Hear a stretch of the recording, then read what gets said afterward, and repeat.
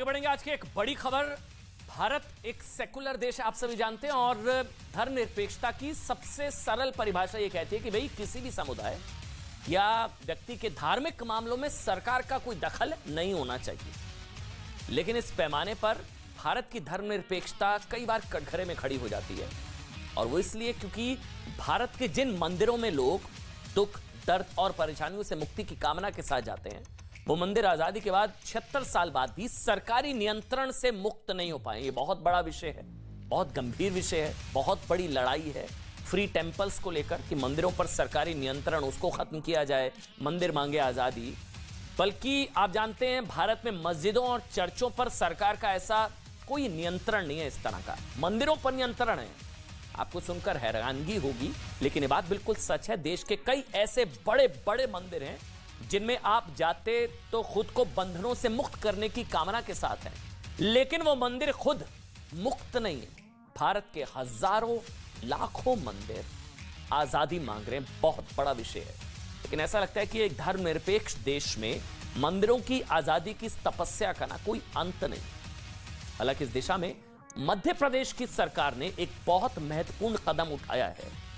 मध्य प्रदेश के मुख्यमंत्री शिवराज सिंह चौहान ने 2 दिन पहले ऐलान किया कि अब उनके राज्य में, सुनिएगा बहुत बड़ी खबर है, अब उनके राज्य में मंदिरों की जमीनों को सरकार नियंत्रित नहीं करेगी और मंदिरों की जमीनों की नीलामी भी मंदिर के पुजारी कर सकेंगे।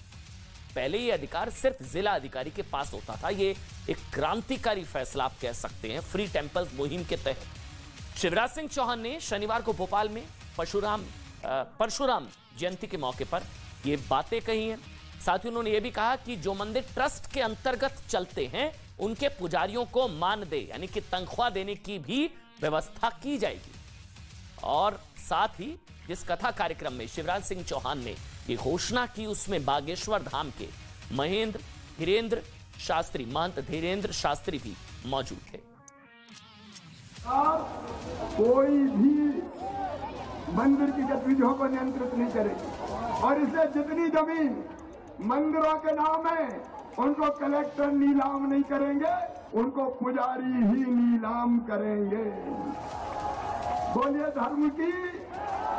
और इसके साथ साथ जो निजी मंदिर हैं जिनमें ट्रस्ट बने हैं, वहां के पुजारियों को भी सम्मानजनक मानदेय देने की व्यवस्था के लिए उनको नियम बना के निर्देशित किया जाएगा।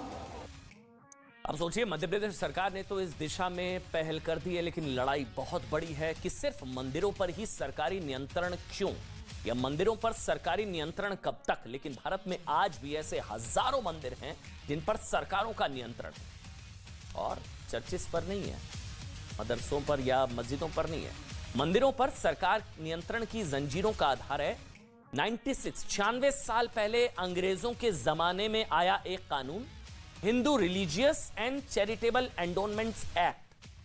आजादी के 7 दशकों में भी सरकारें कैसे हिंदुओं के मंदिरों को इस ब्रिटिश कानून के शिकंजे से मुक्त नहीं करा पाई है, ये हम आपको बताएंगे। लेकिन पहले आप ये समझिए कि जिस देश में मस्जिद और चर्चों पर ऐसा कोई नियम लागू नहीं है, कोई नियम ऐसा नहीं है, वहां सिर्फ मंदिरों को सरकारी नियंत्रण में रखना कैसे कुछ कानून के जानकारों की नजर में संविधान की मूल भावना का उल्लंघन है और कैसे ये भारत के धर्मनिरपेक्ष ढांचे पर प्रहार है।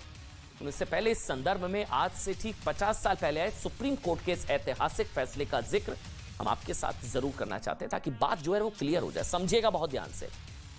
आज से ठीक 50 साल पहले यानी कि 24 अप्रैल 1973 को 1973 को सुप्रीम कोर्ट की 13 जजों की बेंच ने एक ऐतिहासिक फैसला सुनाया जिसे केशवानंद भारती वर्सेस भारत सरकार के नाम से जाना जाता है। केशवानंद भारती वर्सेस भारत सरकार।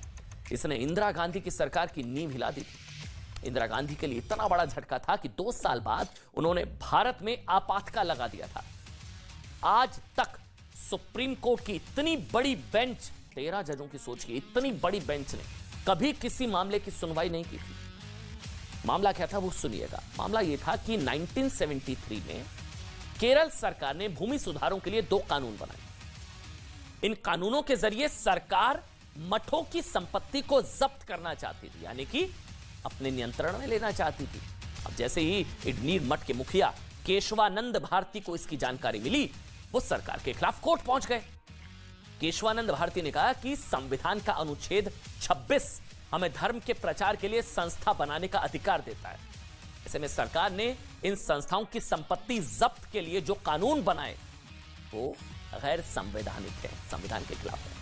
इस तरह कानून में बदलाव को लेकर केशवानंद भारती ने सिर्फ केरल सरकार नहीं बल्कि इंदिरा सरकार को भी चुनौती दी थी। इंदिरा चाहती थी कि सुप्रीम कोर्ट का फैसला केशवानंद भारती के विरोध में आए। इसकी वजह यह थी कि केशवानंद के समर्थन में फैसला आने से इंदिरा सरकार अपने मन मुताबिक फैसले लेने के लिए संविधान को नहीं बदल पाती। खैर, सुप्रीम कोर्ट ने फैसला केशवानंद भारती के पक्ष में सुनाया और जो सबसे बड़ी बात कही वो ये कि सरकार संविधान की मूल भावना को नहीं बदल सकती और सरकार संविधान से ऊपर नहीं है। लेकिन विडंबना जानते हैं क्या है? विडंबना यह है कि मंदिरों पर सरकार के नियंत्रण से जुड़ा जो कानून है ना, वो कानून के जानकारों के मुताबिक संविधान के मूल ढांचे को ही चुनौती देता है। और इसकी बड़ी कुछ वजह है। पहली, संविधान में भारत को एक धर्मनिरपेक्ष, सेकुलर, धर्मनिरपेक्ष देश बताया गया है, यानी कि धर्म के मामलों में सरकार का दखल नहीं होना चाहिए। लेकिन हिंदू मंदिरों के मामले में सरकार जब चाहे किसी भी मंदिर को अपने नियंत्रण में ले सकती है। दूसरी वजह यह है कि संविधान सम्मत नहीं है कानून। दूसरी वजह, कानून के जानकारों के मुताबिक यह संविधान के अनुच्छेद 26 के अनुरूप नहीं है। अनुच्छेद 26 धार्मिक मामलों का प्रबंधन करने का अधिकार देता है। कानून के जानकार इसे संविधान के अनुच्छेद आर्टिकल 14 का भी वायलेशन मानते हैं, क्योंकि आर्टिकल 14 के तहत कानून की नजर में सभी व्यक्ति समान होने चाहिए, लेकिन कानून किसी के साथ पक्षपात नहीं कर सकता। जबकि होता क्या है, मंदिरों पर तो सरकारों का नियंत्रण और मस्जिदों और चर्चों को इस दायरे में ना रखा जाना, इसका वायलेशन है आर्टिकल 14। आर्टिकल 15 के तहत किसी भी नागरिक के साथ धर्म, जाति, नस्ल, लिंग और जन्म के स्थान के आधार पर भेदभाव नहीं किया जा सकता। लेकिन कानून के जानकार कहते हैं कि एक धर्म के लिए छूट और एक धर्म के लिए सरकारी नियंत्रण वाला जो प्रावधान है वो भी संविधान के इस आर्टिकल को वायलेट करता है। देखिए, हुआ यह है कि जब तक अंग्रेज भारत नहीं आए थे ना, तब तक भारत के मंदिरों का नियंत्रण स्थानीय समूहों के हाथ में हुआ करता था। जब तक अंग्रेज नहीं आए थे, मंदिर न सिर्फ अर्थव्यवस्था में एक बड़ा रोल निभाते थे, टेम्पल इकोनॉमी इसको कहा जाता था, बड़ा रोल होता था मंदिरों का, बल्कि कला, संस्कृति, शिक्षा के भी बड़े केंद्र हुआ करते थे और जरूरतमंदों की मदद भी मंदिरों द्वारा ही की जाती थी। जैसे अंग्रेजों ने भारत आकर भारत की प्राचीन शिक्षा व्यवस्था को कमजोर किया, वैसे ही उन्होंने भारत के मंदिरों पर भी चोट करनी शुरू कर दी। कहा जाता है कि जैसे जैसे मंदिरों के गुंबद गिरे और वैसे वैसे अर्थव्यवस्था भी रही। इसके लिए पहले 1817 में मद्रास रेगुलेशन लागू किया गया, जिसके तहत दक्षिण भारत के कई बड़े मंदिर सरकार के नियंत्रण में आ गए। आप सोच रहे होंगे सिर्फ दक्षिण भारत क्यों? सिर्फ दक्षिण भारत के इसलिए क्योंकि तब उत्तर भारत में इस तरह के बड़े मंदिर नहीं हुआ करते थे। विदेशी ईसाइयों ने इसका विरोध किया क्योंकि वो नहीं चाहते थे कि ईसाई हिंदुओं के मंदिरों से जुड़ा कोई कामकाज संभाले। इसके बाद क्या हुआ? 1840 में सरकार ने मंदिरों का नियंत्रण वापस ट्रस्टीज को सौंप दिया। लेकिन जो बड़े मंदिर थे उनके पास बड़ी मात्रा में चंदा आता था, चढ़ावा आता था, दान आता था और संपत्ति थी, उन्हें बोर्ड ऑफ रेवेन्यू कंट्रोल के तहत रखा गया। अब समझिएगा पेंच, जस कॉपस लॉ जर्नल, मैं फिर से रिपीट करूंगा, जस कॉपस लॉ जर्नल नाम की एक वेबसाइट है, उसके मुताबिक 1925 तक मुसलमानों और ईसाइयों के धार्मिक स्थान भी, सुनिएगा, मुसलमानों और ईसाइयों के धार्मिक स्थान भी बोर्ड ऑफ रेवेन्यू कंट्रोल के तहत आते थे। जो कानून इस पर नियंत्रण करता था उसका नाम था Madras religious and charitable endowment act. ध्यान दीजिए, इस एक्ट में हिंदू शब्द नहीं था। तब जो मुसलमानों के जो स्थान है वो भी आते थे, चर्चेस भी आते थे, मस्जिद भी आती थी, लेकिन मुसलमानों और ईसाइयों के विरोध के बाद उन्हें इससे बाहर कर दिया गया और 1927 में इसका नाम क्या हो गया? Madras Hindu religious and charitable endowment act. यही एक्ट आगे चलकर मंदिरों पर सरकारों के नियंत्रण का आधार बना। कई राज्यों के कानूनों के मुताबिक सरकार मंदिरों की कमाई का एक हिस्सा अपने पास रखती है। सिर्फ मंदिर, चर्च नहीं, मस्जिद नहीं। इसके लिए सरकार की तरफ से एडमिनिस्ट्रेटर नियुक्त किए जाते हैं, लेकिन मंदिरों ने असल में कितनी कमाई की है, कितनी नहीं, इसका पता मंदिर के पुजारियों तक को नहीं लगता है। इतना ही नहीं, सरकारें चाहें तो इस कानून के तहत मंदिर के पुजारियों को ही हटा देती है। उदाहरण देते हैं आपको, कर्नाटक के किष्किंधा क्षेत्र में ना अंजनी पर्वत पर आंजनेय हनुमान मंदिर पर सरकार का नियंत्रण है। सुनिएगा, इस जगह को हनुमान जी का जन्म स्थल माना जाता है, लेकिन जुलाई 2018 में अचानक जिला कलेक्ट्रेट ने Karnataka religious and charitable endowment act 1997 के तहत इस मंदिर के पुजारियों को ही मंदिर से हटा दिया और इस मंदिर का नियंत्रण अपने हाथ में ले लिया। हालांकि जब यह मामला कोर्ट पहुंचा तो अदालत से पुजारियों को राहत मिली।